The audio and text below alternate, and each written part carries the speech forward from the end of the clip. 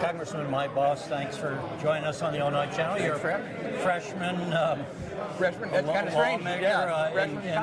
First of all, how has the experience been for you as a U.S. Congressman versus your time in the Illinois legislature? You know, a lot of people have asked that question, and I always answer the thing. I used to jokingly say it's like the old job on steroids, but it actually is such a higher and faster pace. And because I'm in my second year of my first term, people have asked me, are you tired, or is it different? Or my first year I was tired because you were trying to learn everything and get used to the pace. There are so many more issues, and they are such large issues that though when you were dealing with the state, we dealt with some infrastructure, and we would deal with local law and state law that affects us, whether it's education or all these things. Some of the things we deal with affect us, whether it's trade with foreign countries, which we talked about here today, or it's also then dealing with foreign countries. Whenever one of the things that was very, very difficult for me to put my mind around, and the frustration that I saw when the Iran deal was going down, and we as members, a majority of members did not agree with that, and how we tried to argue with the administration. And these are things that are affecting our children for future.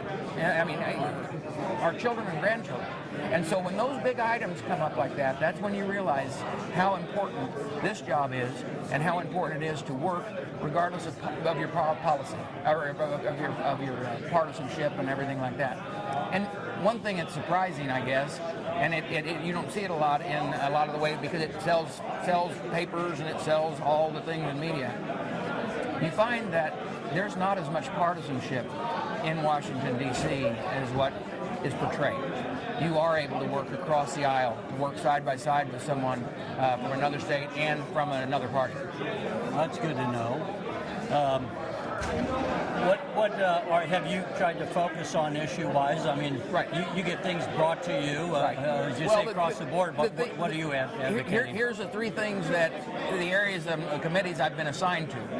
I have been assigned to Veterans Affairs, and the problems that we're dealing with there are huge, and the way that a bureaucracy that is so heavy that it quite often falls short on the service it needs to provide. So Veterans Affairs, Ag, is another committee that I'm on, and the newest committee I'm on is the Transportation and Infrastructure, which is really good for me because of my background in trucking, the fact that the Illinois 12th has 3 navigable waterways, and the concerns we have as far as the transportation there, and not counting the fact of all the I'm a VA, I'm a pilot, so those all in. So those areas that we're working on. Some of the things we have worked on when we talk about trade is making one issue that was a very big issue that surprised everybody we were able to get it done, and that was the ability to speed up the reaction time when a foreign country dumps into our market a product that then it's basically cheating on trade. We took a process that used to be 5 years in the making and have brought it down to 1 year, so that then you can get a reaction from the trade organization, and then you can go ahead and put your tariffs in place to make a block of, well, China cheats, and that's what we've got to be able to do. And was that done with members of your Republican, Democrat? Yes. Was it a bipartisan deal? What we were able to do, it was Rodney Davis and I, and at that time, Paul Ryan was actually the chairman of Ways and Means, and that was the committee it was going through.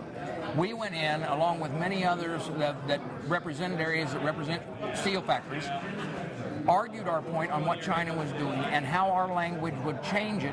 That language had come out of the Senate already. We made sure it was in the House bill when we passed TPA and the Trade Promotion Authority. And when we were able to do that, it has allowed for, and there's been actually 3 or maybe 4 trade cases already that have moved quickly through, specifically with steel, in this last year, where we have tariffs put in place and stop China from doing the dumping. Unfortunately, we've got to now wait for us to burn through what they had already dumped into our markets. This might be unfair because you haven't been on the Hill that long, but with the change of Paul Ryan becoming the Speaker, did you see a difference in the operation of the House? Let me explain that. Since Newt Gingrich the United States, through both parties, have had a strong speaker form of government. That means leadership guides their direction. When Paul came in, working with the different sides and the different groups, he made it so that the power got put back in the hands of the chairman. And the chairmen of the committee have the control over those areas of jurisdiction that committee has. They make the decisions on policy, not leadership. And then leadership's job is to move forward with the rest of the delegation to move forward and the conference so that they can put the votes together to move forward with what the committee has suggested and what the committee put in the language. It's a different. Members are truly involved at a level that, according to when you talk to others, they weren't before and hadn't been in a long time. It used to be more of a top-down kind of approach. Yes. And Paul takes great pride in that and should. And one of those items, or not those, under the title of A Better Way, if you've seen that in betterway.com, there's about 6 areas where the Republicans have moved forward with everything from taking back the power that the House has, that they should have under the Constitution, removing that power from the agencies so that we can respond. When the president said a few years ago, I have a cell phone and a pen, I didn't understand the cell phone. I understood the veto power of the pen.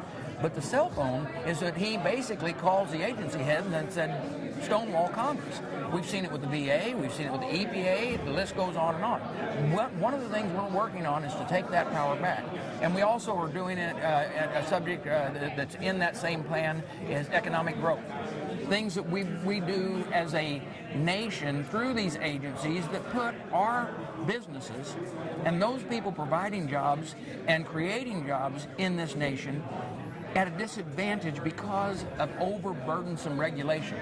Not that that's there for safety, but unfortunately it's because bureaucrats, they just keep getting bigger and bigger and bigger, and they're like the plant on the old movie Little Shop of Horrors. They just kind of they just keep growing and sucking the lifeblood out of this nation. And so we're turning and aggressively going after that as well. And there's about 5 items on that. Well, and before we let you go, here we are at the State Fair. So on an ag issue and that, let's say the EPA. One was what we call the Waters of the U.S., the WRDA, right? Right, I was sponsor of the bill. And there's a number of times where farmers, obviously they deal with chemicals all the time, right, and fertilizer.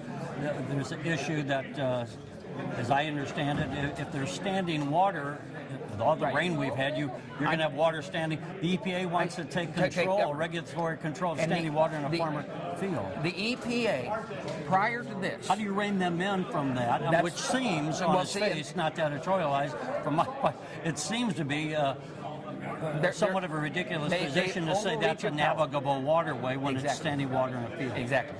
That is what we would consider navigable, is you can turn a canoe around in it. That's the way they used to judge. Now it's just what you said. And it's everything from every little pond or creek. I tell people that it's like when the water that runs off the brim of your hat, they want to regulate. This is what we're talking about, the overreach.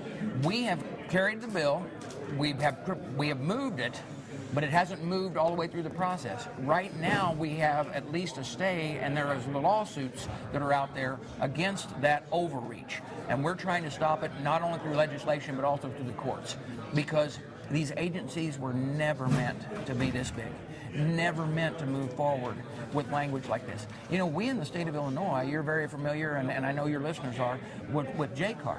We don't have anything like that in the federal government. Now, we tried to pass it by passing what's known as the REINS Act, which it says that if there's over $100 million cost to the American taxpayer, that in a rule by an agency, it must come back for approval of the Congress.